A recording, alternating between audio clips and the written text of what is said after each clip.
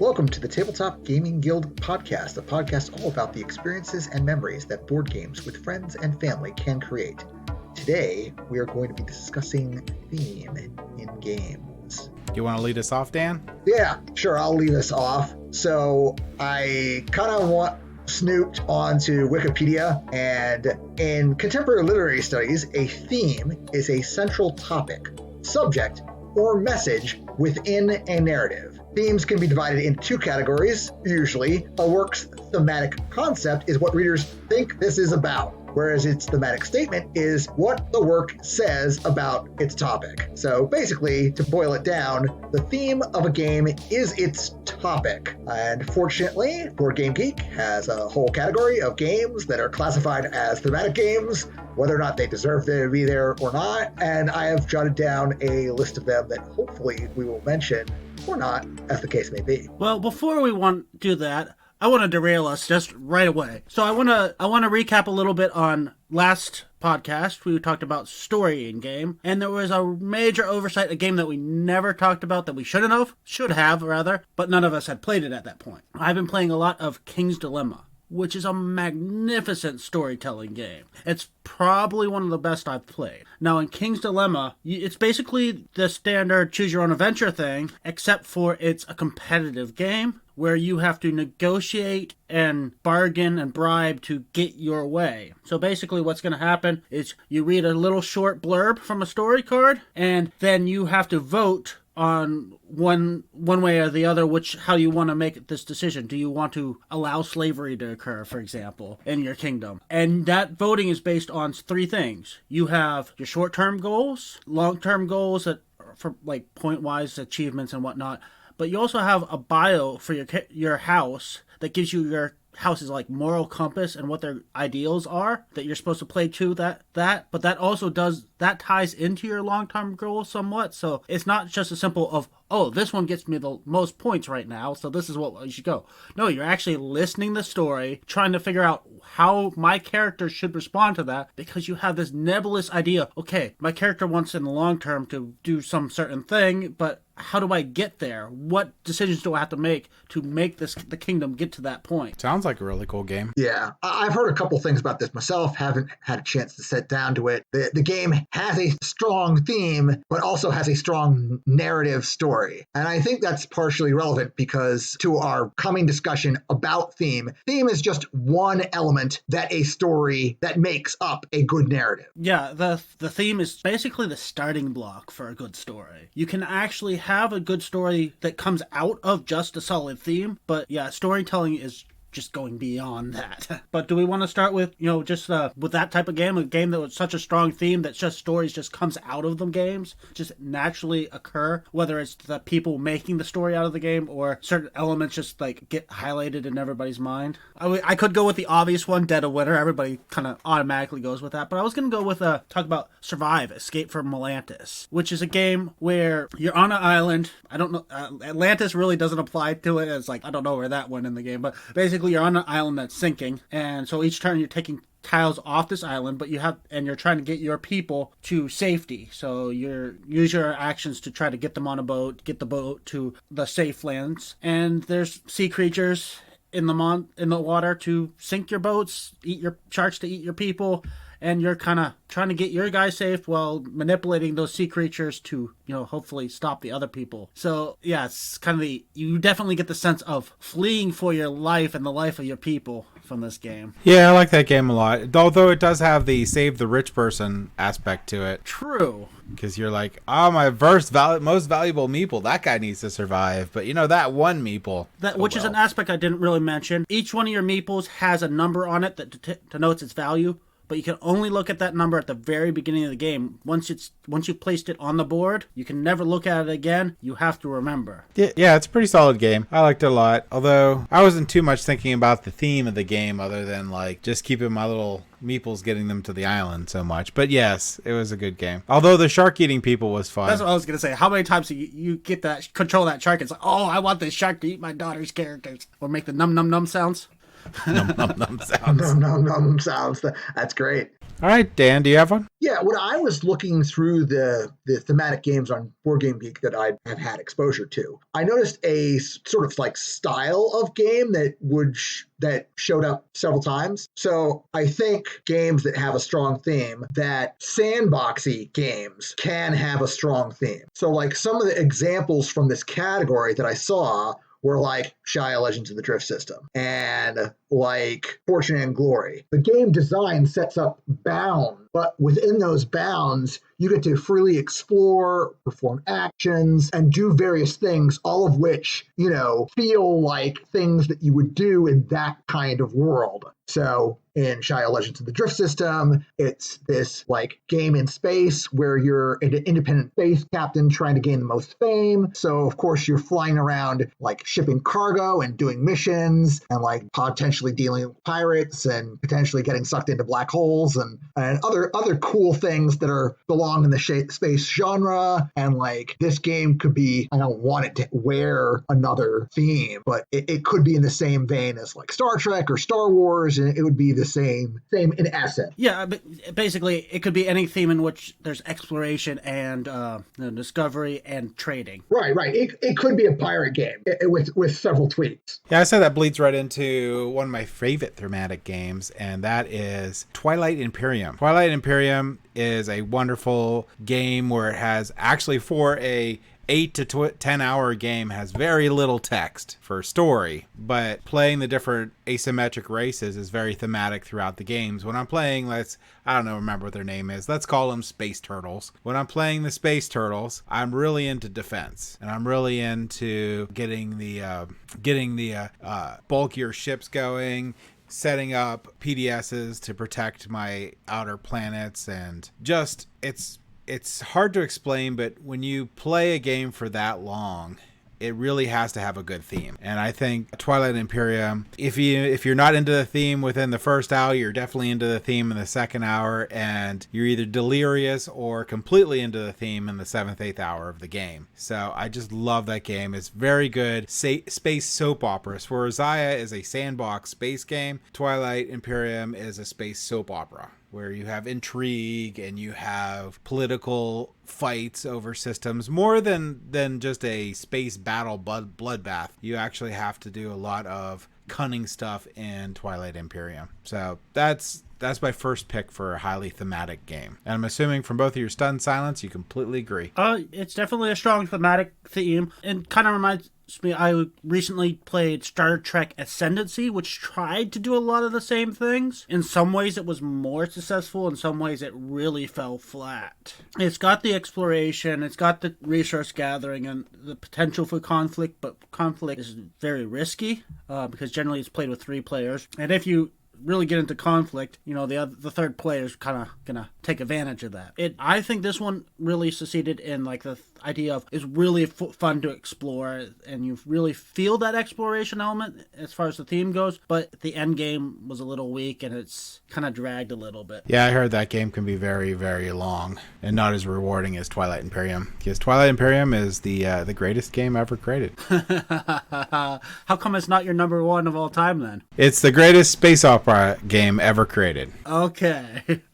You haven't played Zaya yet, though. Provisos, ands, buts. So I think one of the ways that a game can really take its theme home and make the players feel it is its mechanisms. And when you get a game that's mechanisms match its theme, and this can be done in many different ways that I don't think we should go into during this discussion, because that's sort of like a whole different topic almost. But my example is the somewhat classic Battlestar Galactica game. So that game, it's an older game for sure, and I've only played it a couple times, but it's a co-op game with a hidden traitor, and you literally are sitting there sweating bullets about, is there a Cylon?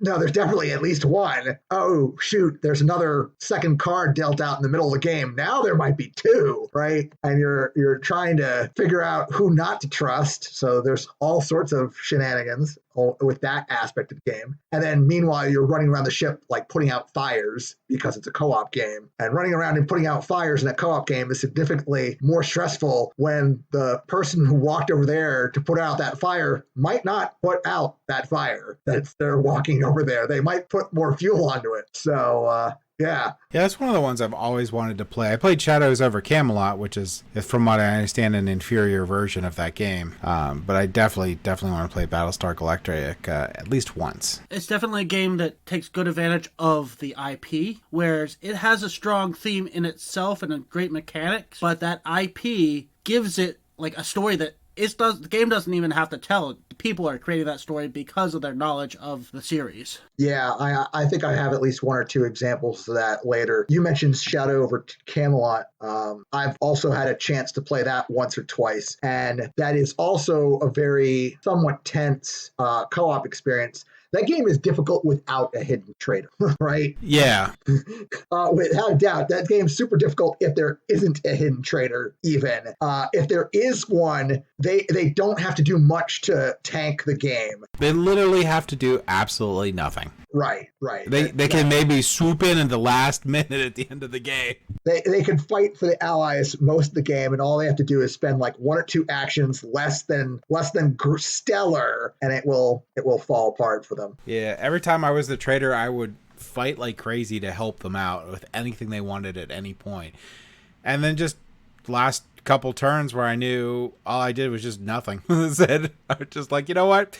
I'm going to go stand in the catapult area, or going to go back into the round table, and I'm not going to do anything. That's all it takes. Okay, so I'm going to go into mine here, and that's going to be Dead of Winter. Now, it sort of bleeds into the story portion a little bit, but it really doesn't have that much of a story. You get like a paragraph for each mission, and that's it. And the cards that it uses with the crossroads system is the same cards for every scenario. So it's not like it's actually telling a story throughout each one. It's just the mechanics of the game are so well designed to fit the theme that you feel with the different setups in each scenario that you're actually playing through a story, even though there's not a single word that reflects that story that was set up other than the intro paragraph. It's just like you feel like a sense of hopelessness when you're playing the game, and a sense of dread when you have to do anything. Like if you have to leave the colony, you could just die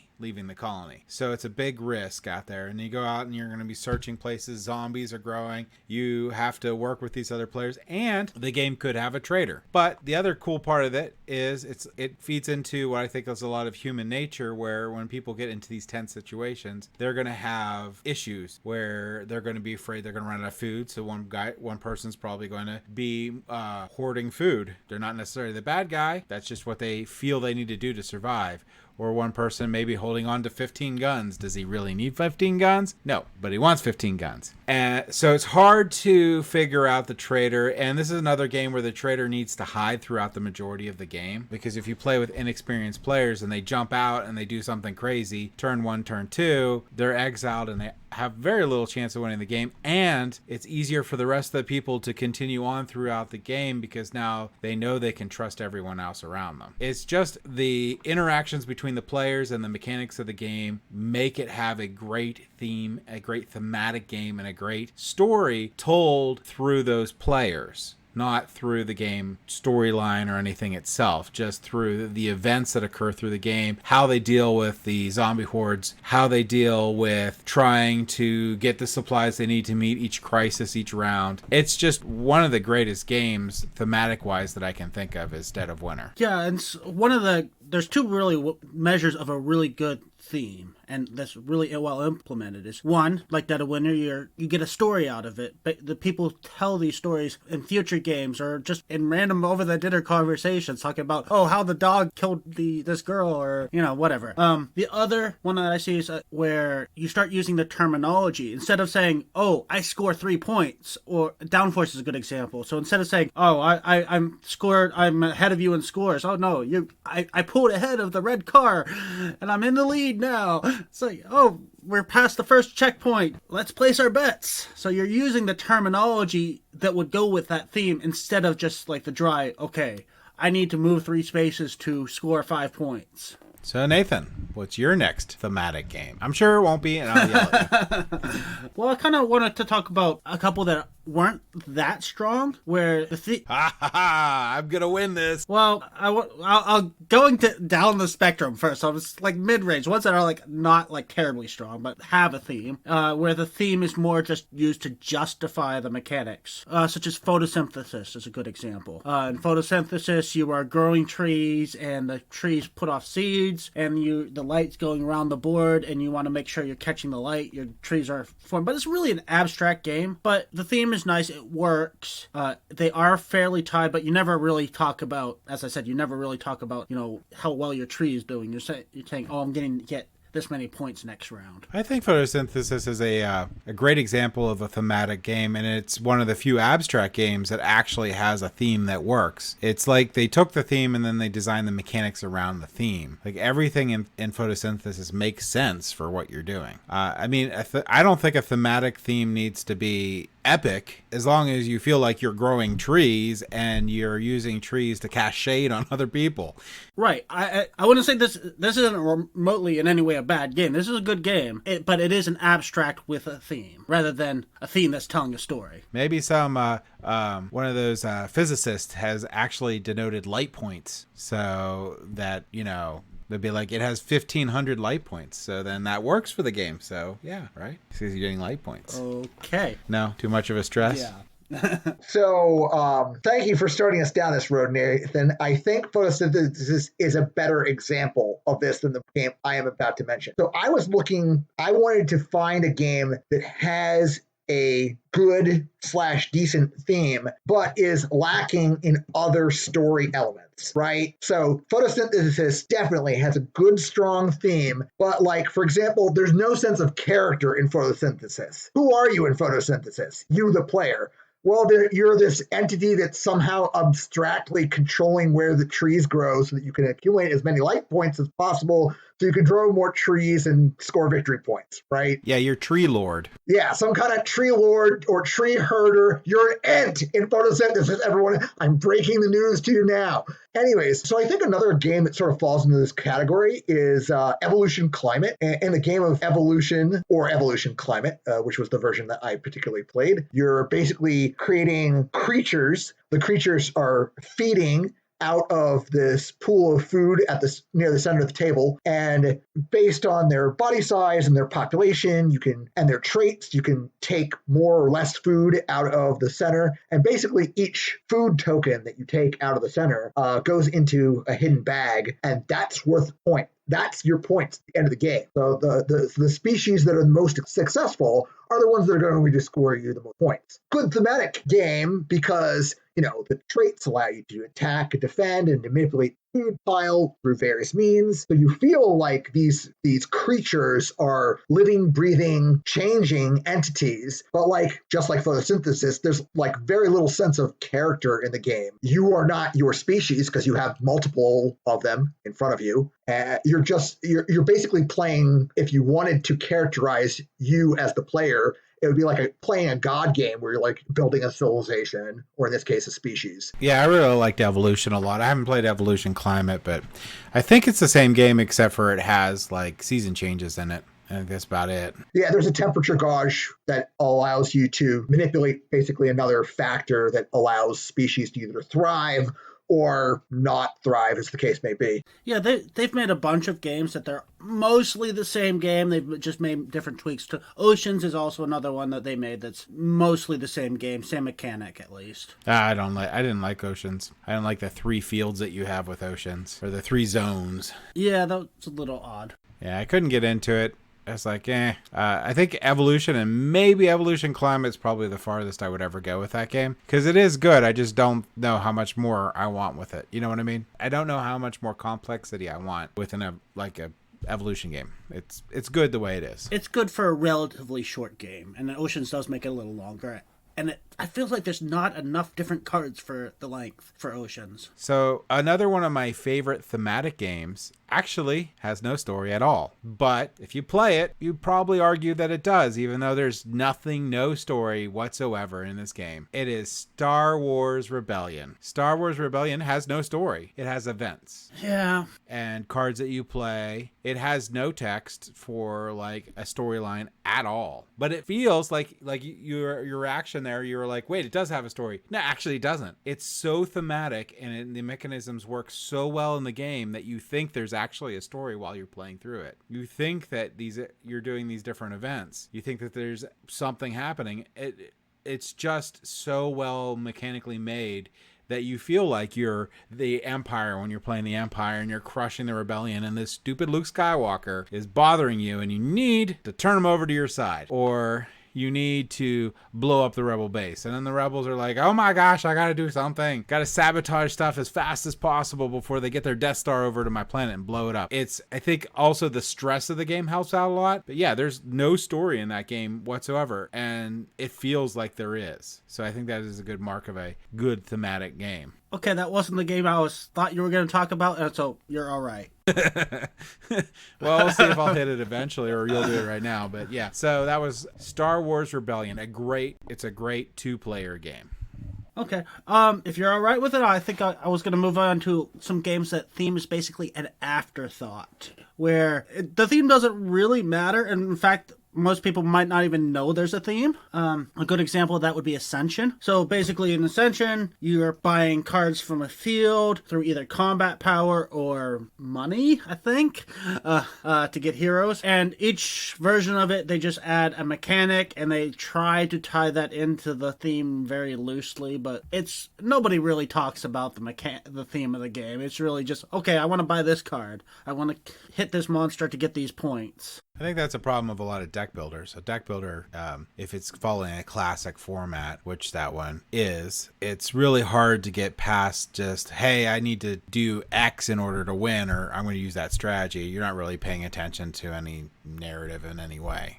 You're just building your deck as efficiently and to gain as many whatever you need as possible. But as far as deck builders go, it's not as bad as Dominion. Dominion doesn't even bother acknowledging the theme or making any logic to the cards or why you're doing what you're doing with the cards. So I don't know. I think that Ascension and Dominion are almost on the same level. I mean, you could give an edge to Dominion because they have 50 million zillion cards. And you could probably cobble them together to have more of a theme than a general Ascension game. But that's I would also not be surprised if you couldn't. What's the expression? A million monkeys? Or Yeah, they throw enough darts. Eventually, one's going to hit a bullseye. So, you know. So I'm glad you mentioned deck building games in this context. I'm gonna pose a general question to the panel, I guess. So I mentioned during our last episode, I made the argument, which we mutually shot down, that Clank was a good story game. It's not really, but does it have a good theme? It does, and it does its theme fairly well.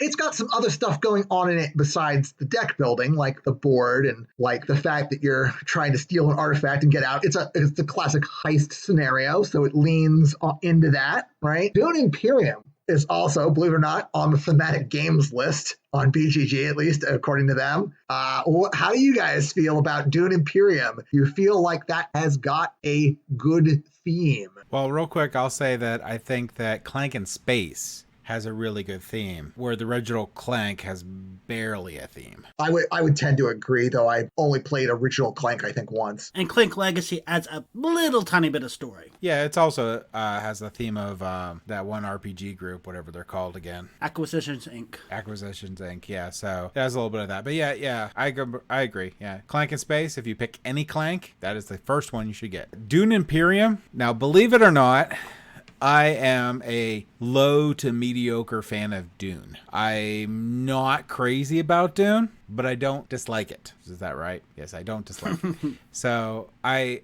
like it, but I'm not crazy about it. I love Dune Imperium, but I feel no theme in it, really. But that's can also be because I think, and then see if you guys will extrapolate upon this, is that I think a lot of whether a theme is successfully conveyed is in a person's interest in the theme. So because I have a lower interest in the theme of Dune, I probably see it as less thematic than someone that has a great love for the Dune universe. So just with that bias, in fact, in my mind, I don't feel a theme with Dune Imperium, but I'm just interested in what you guys think on that. I would say it's an element of it. Dune Imperium is almost the exact opposite of BSG. BSG, the game itself has theme, the IP adds to it. Dune Imperium, I don't think it has much of a theme. The only theme comes from the IP and people associating it with those movies and stories. The game, the mechanics, it's a worker placement and a deck builder. Other than having specific names of places and people, there really isn't anything to tie the theme in. So I'm going to tentatively agree with your statement here as well, James. Strangely enough, I would usually play devil's advocate, but So I feel like familiarity with the source material does help people connect to the game material. Now, the source material can be an IP like it is in Dune, or it can be like a body of literature. Like if you're playing like a game that's kind of like sci-fi, like Shia Legends of the Drift System isn't connected to any specific IP. But if you've seen enough sci-fi movies or read enough sci-fi novels, you will grok that game easier than if you haven't been exposed to that source material. I'm hesitant to say how deeply that connection goes. Just taking two random Cthulhian games on my list here. So Arkham Horror, the 3rd edition by Fantasy Flight Games, but also Pandemic Reign of Cthulhu. Right? So both of these are Cthulhu games. How much does familiarity with the works of H.P. Lovecraft and his associates actually assist you in playing either one of these? And I would say that it's going to reward your play of Arkham Horror 3rd edition more than it's going to reward your play of Pandemic. Yeah, I'll agree with that. Although I'll say that I like the mechanisms for Pandemic Reign of Cthulhu, not for the theme or anything, but I like it as a pandemic version because I really like how they work that out. But yes, I agree. This does tie into another kind of offshoot of there's been a lot of Kickstarters coming out now that aren't really IPs, but they try to, after the fact, turn it into an IP by, doing comic books, doing, art books, and all sorts of additional content beyond. Tidal Blades was one of the ones that was really big on that. They had, the game itself had a little bit of theme and it was interesting, but they put so much extra content that's like outside of the game that there's huge book of background story that you can read, and if you do, it really does add to the game, but I think only because the game itself is also strong and also inherently has a good theme. But what do you feel about all these Kickstarters that are like adding all this extra stuff? Would you ever actually read all the unnecessary or the extras beyond the game, all the comic books or graphic novels and things? Honestly, for me, which just sounds really weird, is it depends on who the game designer is. Oh, so if Eric Klang did it? Yes, 100%. I'll read everything in that world, period. No matter what it is. I don't know. It's just that's the way it is. Or if it's an IP I'm like crazy about. But there's very few of those. Like if they came out with a Stormlight Archive game that had extra content on, I would read every single word in that whole thing. So I guess it depends. I really like the mythology series from Eric M. Lang. So I really like and I like how they did the Rising Sun comic books with it. And I like how they were trying to put in more theme in the game. Now I know they're coming out with more comic books for multiple different CMON games. Like they're doing, I believe they're doing a Zombicide one, but I could never get into Zombicide at all. It's like playing a button smashing video game. After a while, it's just like, that's how I felt with Zombicide. So I'm not sure I'm going to read those. They had Dead of Winter comic came out, with the dog, I believe. The dog's the star. Oh, yeah, I heard about that. So those are really cool. So I guess I'm leaning towards yes. If I really like the game and I really think the game is thematic, I would read extra content. Tidal Blades is such a weird thing, though. It doesn't actually fall on an IP. It's trying to create an IP. So that's a little gray area. I'd have to really play that game and enjoy the game before I'd be willing to go back and read all the other junk. I don't think reading the junk's going to improve my thought of the game unless it's amazing, but I probably wouldn't read it until I found out whether I liked it or not. For me, I will say, first of all, I think that if you're going to like try to launch an IP, launching the IP starting with a board game is probably the worst idea on the face of the planet. No offense to anyone who's tried, but board games are a niche hobby. You're much better off starting with a movie or a book and going from there. Now, have been some games that are currently even on the market or in the past that have spawned supplemental material. Like there's actually a Gloomhaven comic, and I know this because I work at a comic book bar, and the comic by all measures is not like incredibly successful, but I think it's an example of one way where a board game moved to a different media and experienced at least some success. It's much more common for the bigger streams, because a lot more people read books or watch movies than play board games. After all, we all know this, to go the other way. So I think if a board game is going to spin into other media, it has to be like mass market or mainstream. Or in the case of Tidal Blades, be a Kickstarter, and it's really more just that idea of, oh, I can sell more content. I think the big thing with Tidal Blades that helped me out, but I'm going to get back to Gloomhaven again because people are going to think I'm going to hate Gloomhaven by the end. But Tidal Blades really reminds me of one of the Final Fantasy games. So I really like the look and the play of it because it reminded me a lot of that. I think that's really cool, but yeah, they should have started off maybe even in conjunction with the Kickstarter, maybe do comics or put up videos or other stuff. But Gloomhaven would be my bottom. I would probably never read a Gloomhaven comic. Probably never read a Gloomhaven book. I love Gloomhaven, but I couldn't imagine any of that stuff not being like a convoluted mess. It is a unique game with unique monsters and heroes and stuff, but I think translating them into any other media other than like a board game, even the story, I didn't really care for the story in Gloomhaven other than I just like playing it. So yeah, I don't know. There's just something off with Gloomhaven's world that doesn't interest me as much. So, I mean, like some of the characters have very generic types and stuff. And I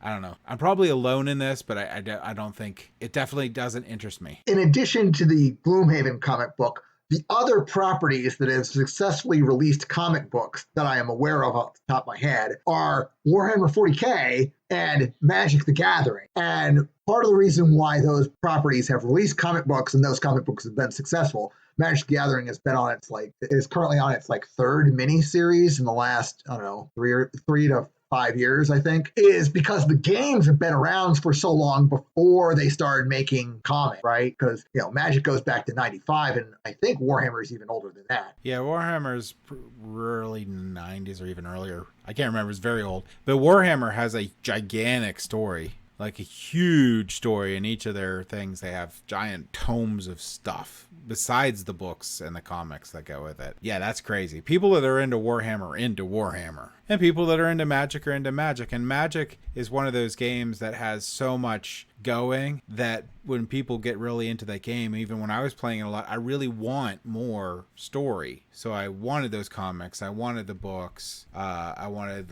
more in the world because you're spending so much time creating decks and doing stuff that it just fits. I know CMON has made a ton of stuff. What was the one that was that didn't, what's that mouse game? Didn't they make, not Mouse Guard, but didn't they make a comic out of one of the board games too? So Mouse Guard is the name of the comic. Mice and Mystics is the name of the board game. They are not the same IP. Right. Because in Mice and Mystics, you are humans that have been transformed into mice and are sort of stuck that way in a almost fantasy-esque universe. In Mouse Guard, all of the main characters are mice. They are naturally mice, but these mice live in a pseudo-medieval society where they have language and tool use, and they go to war with each other and all this other nonsense that you would normally expect of a human medieval kingdom. I think that's almost its own genre because you have Redwall, which existed before both of those, which is exactly that. It's just mice and animals that live in a medieval society. So it's sort of weird that that's a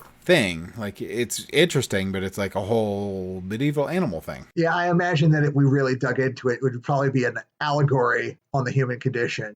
But, I'm pretty sure it is. I'm pretty sure it is. We're not that studied. So, yeah. Oh, yeah, Everdale. Well, anthropomorphic themes have some advantages, as you could do a certain amount of stereotyping, and you can actually have nasty characters without really insulting anybody. And yeah, so you're a little bit freer to tell the story you want to tell without worrying about being PC as much. Right. If you cast the heroes as mice, you can drop some villains and make them, I don't know, lizards or frogs or something. The cat is a dragon. I'm offended just because they're cold-blooded. Just because they're cold-blooded. You do have to doesn't mean they're evil. You do have to be careful with cats and dogs, though, because people love cats and dogs. I'm sure there are definitely people who love lizards, but a lot fewer than there are that loves cats and dogs. So that somehow makes it all better. Oh, I guess it's up to me now. Yeah, that was a good tangent we had. But yeah, if you want to bring up one last game or one last non-example, right? Oh, a non-example? Oh, Raiders of the North Sea. Raiders of the North Sea is an abstract game. I love Viking games. There's actually nothing really Viking about this game, about the game at all. It's just a Euro. But I like it, and I feel like I'm filling my ship full of Vikings and going and plundering things. So it does have a theme. It does have a Viking theme. You're just saying it's painted on, right? It's painted on. And the mechanics make it seem like it has a good theme, but it's not there. I mean, it makes it... I feel like I'm trying to get all the provisions I need to be able to go across the ocean there and channel and raid the shoreline and then bring back more materials so I can get more provisions to be able to go further inland and be able to have longer campaigns. So it does feel like that, but yeah, it's just a Euro, just an abstract Euro. Really, you could have just changed the theme to anything and it would have been fine. But yeah, that's my example. Non-example. Very similar to Champions of Midgard in that regard, I think. No, shut your face. Champions of Midgard. Excellent. It's a good game. It's just it's a worker placement game.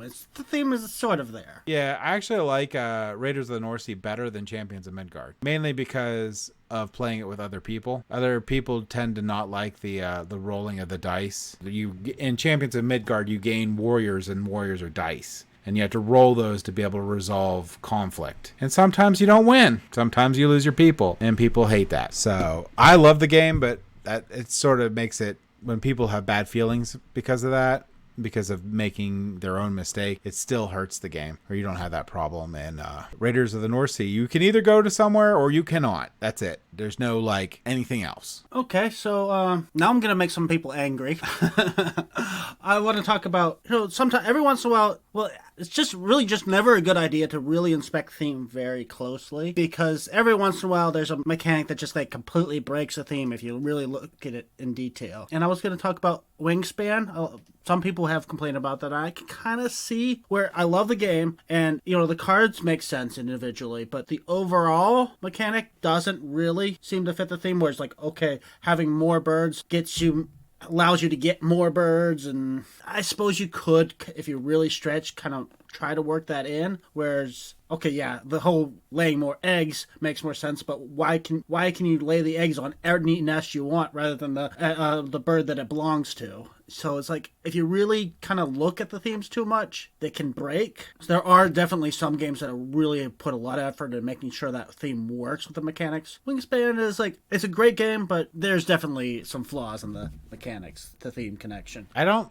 think Wingspan was meant to be a crazy thematic game necessarily. It has story elements in it because it has great art, and they did put in some effort to make the individual bird cards sort of look and feel and sort of behave like that kind of bird, right? So all the waterfowl do sort of the same thing, right? Yeah, I mean, it's it's a game designed with an idea, and they went with the idea, which was birding, or not. It's not actually birding. It's what do you call it when you collect? It says it in the rule book what it's actually called, but when you try to collect birds in different habitats or whatever. But that's it. Like that was the whole idea, and then they made a whole bunch of cards. It wasn't anything beyond that. So going too deep on it, just it's not there. All right.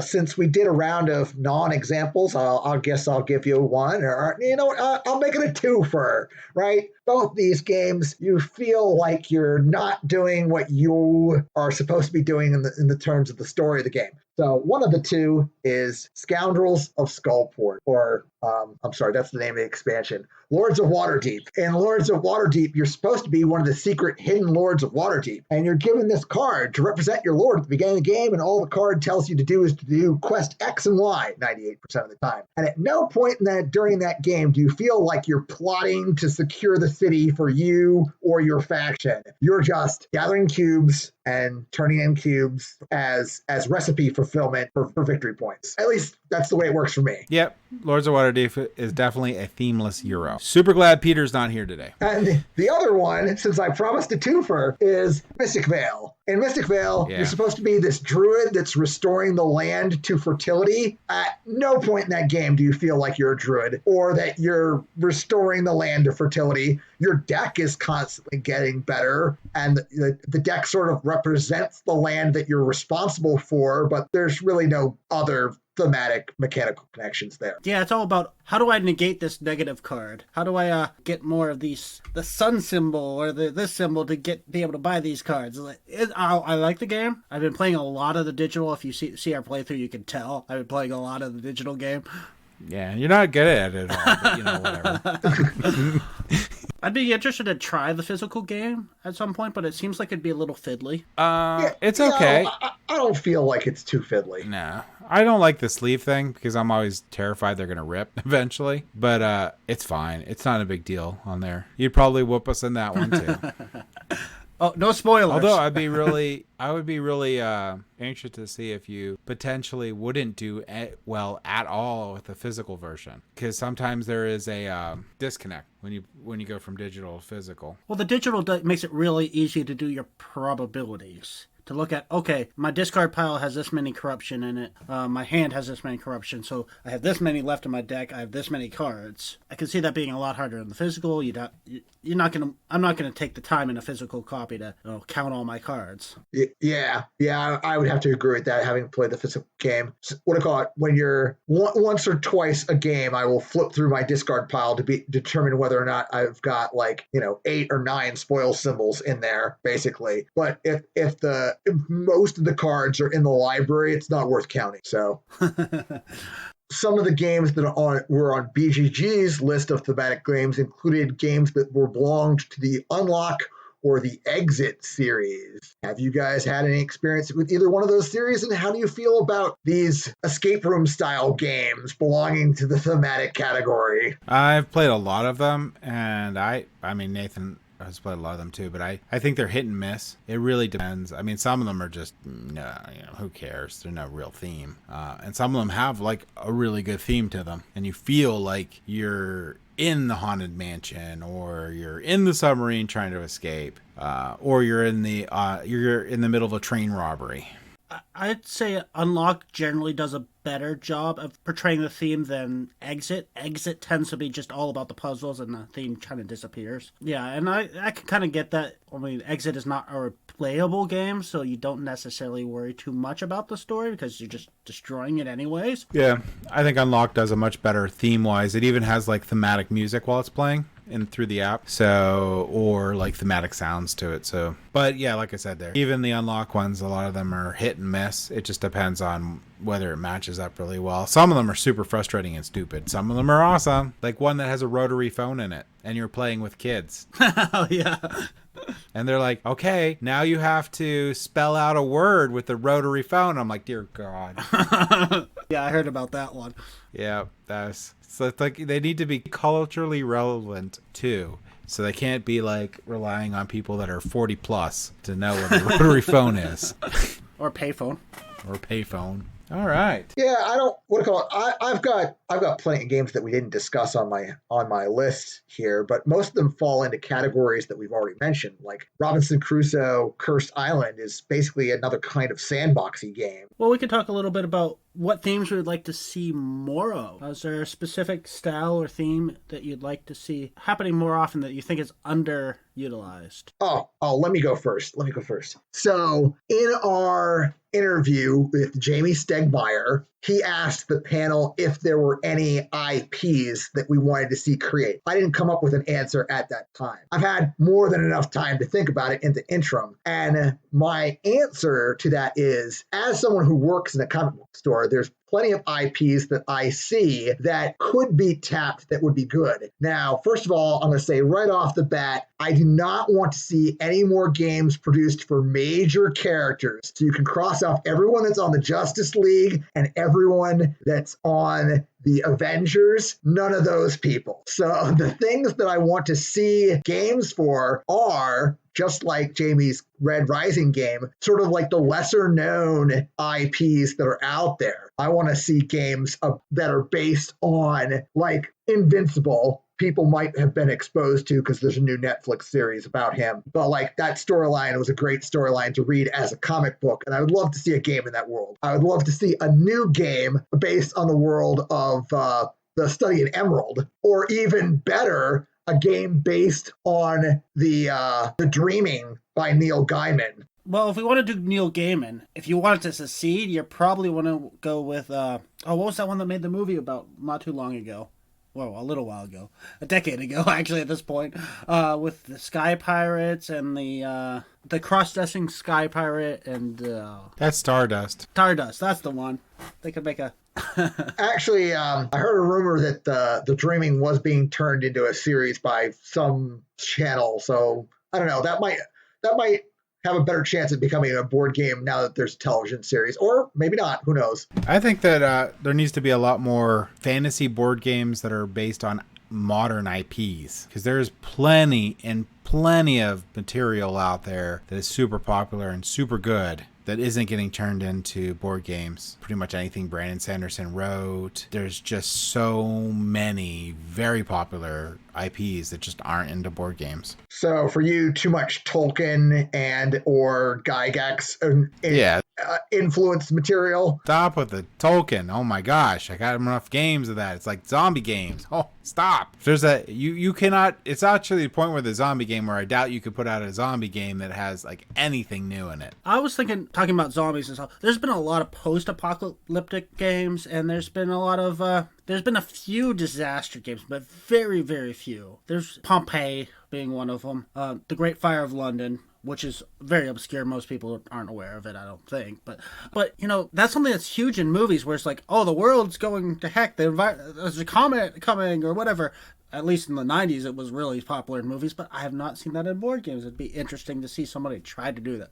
But I could see it being very hard to pull off. Do you mean what do you mean like post-apocalyptic? No, so actually apocalyptic. So while it's happening, so it's like, oh, you know, a comet's coming, it's causing all these volcanoes to go off, it's changing the environment. You have to run for these tornadoes or all these major disasters that are constantly happening. So yeah, it would either be a kind of city builder where if you have to plan your city for the disaster, right? Or it would be like some kind of narrative experience where like you're in Los Angeles when, quote, the big one hits. And like that's the setting. Yeah, there's a game like that. I don't know if it was called Blackout. What was that one called? It was actually earthquakes. And they would keep getting bigger and bigger as the game went along. Let me see if I can find that. What do you call it? I do currently own, unfortunately, I have only played it like 3 times, Blackout Hong Kong, in which the players are entities organizing the restoration and the management of the disaster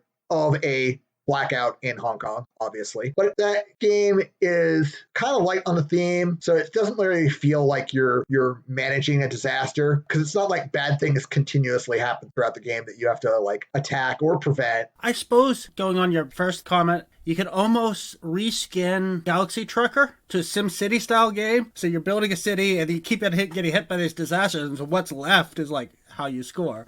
It might be difficult to pull it off as a game if the actual destruction happens during the course of the game, because players generally dislike having whatever they built be torn apart. Now, if it was like an immediate aftermath where, hey, maybe you draft some tiles and set them up and that's what's left, everything else is ruins, and you play the rest of the game rebuilding, that would be cool. Or alternatively, you spend most of the game building and then the final scoring sort of determines how well you've prepared for the impending disaster without the disaster actually happening sort of on camera. I do think Galaxy Trucker is a good example because your ship gets like totally tanked as you go through at the end. I mean, yes, it is a good example. I can't find the name of the game. It was actually a pretty modern board game where you play through, and as you're playing, the earthquake gets worse and worse. It's not Aftershock, so I'm not sure what that is. Oh well. There are a couple games out there like that. There are a few. There are definitely a few, but not many. You consider Nemesis one. You have the alien apocalypse coming, and you have to survive the aliens. So there you go. Sort of. I mean, if you define the rise of a xenomorphic alien in the vein of Alien from the movie as an apocalypse, Nemesis does a pretty decent job of doing that, I feel. Yeah. So, I mean, if you look at it at the side, that would definitely be one. You have the reverse of it. You got Terror in Maple City, where you're the people actually destroying the city. Which can be fun as well, yeah. I want to play that at some point, but it's not a game that I really think would be really great for me, but I just want one that seems fun to try at least once. I really need to play Wasteland Delivery Service. I want to try that game as well. I got it sitting over there. And It's been sitting over there for 1.5 years or 2 years at this, maybe longer. Yep. You should just give it to me. You got it from me, so. Yeah, I did, yeah.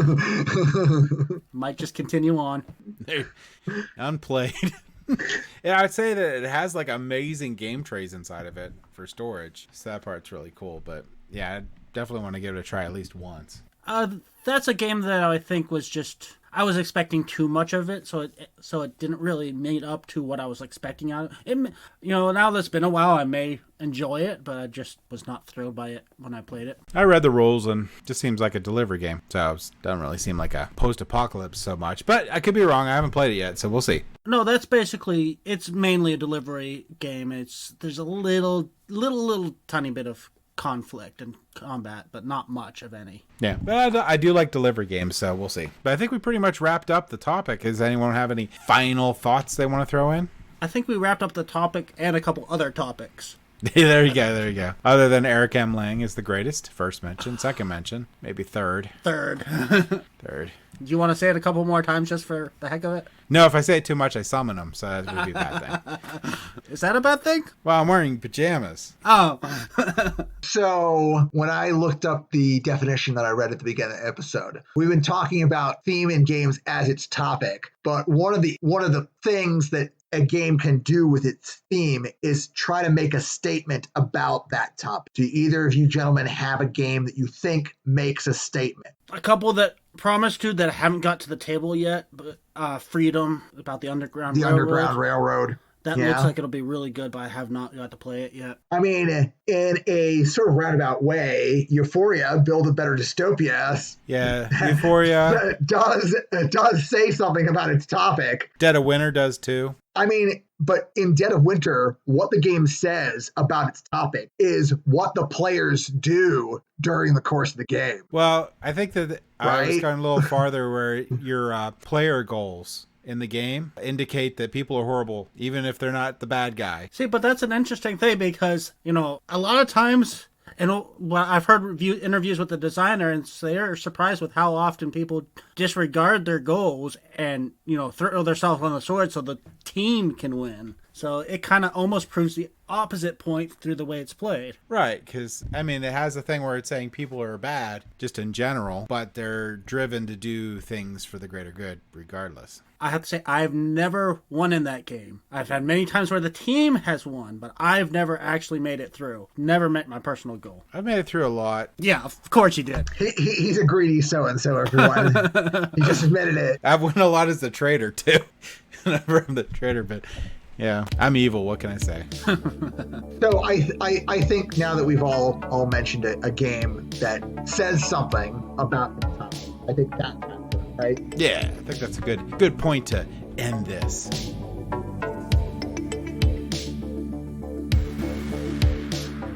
Thank you for listening. If you have any feedback for us, feel free to visit us on Facebook, Instagram, Twitter, or Board Game Geek Guild 2989, or our website at tabletopgamingguild.com. Don't forget to like, follow, and or subscribe. Tabletop Gaming Guild is a product of Tabletop Gaming Guild LLC. All rights reserved.